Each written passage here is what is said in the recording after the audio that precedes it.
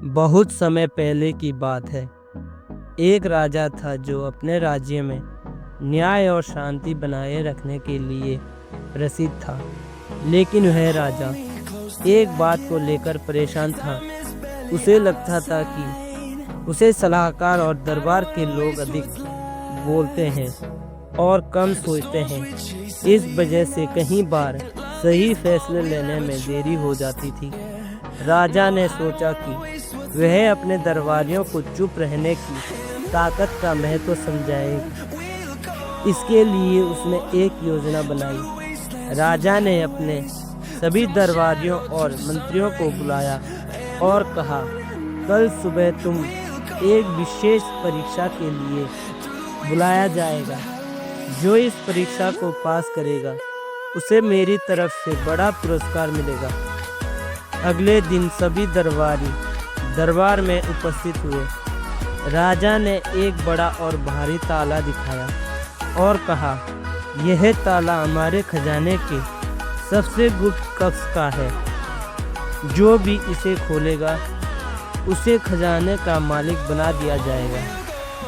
सबने अपनी अपनी समझ के अनुसार ताले को खोलने की कोशिश की।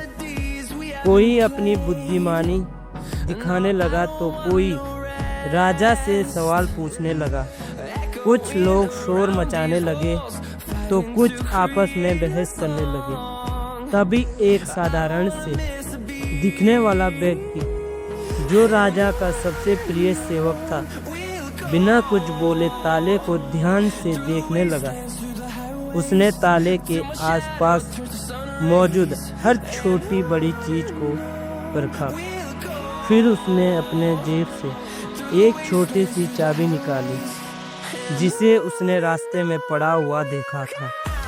उसने वह चाबी ताले में डाली और ताला खुल गया। राजा मुस्कुराते हुए बोले, देखा, यह है चुप रहने की ताकत। जब बाकी लोग शोर मचा रहे थे और व्यर्थ बहस कर रहे थे, तब इस व्यक्ति ने धैर्य रखा, ध्यान से देखा और सही समाधान खोजा। राजा ने उस व्यक्ति को इनाम दिया और सभी दरबारियों से कहा, चुप रहना कमजोर नहीं बल्कि सबसे बड़ी ताकत है। जब आप चुप रहते हैं तो आप अपनी ऊर्जा बचाते हैं और समस्याओं का सही समाधान खोज सकते हैं। याद रखें, जो ज़्यादा बोलता है वह अक्सर गलती करता है, लेकिन जो शांत रहता है वह हमेशा जीतता है। चुप रहना केवल शब्दों को रोकना नहीं है, बल्कि यह सोचने, समझने और सही कदम उठाने की कला है।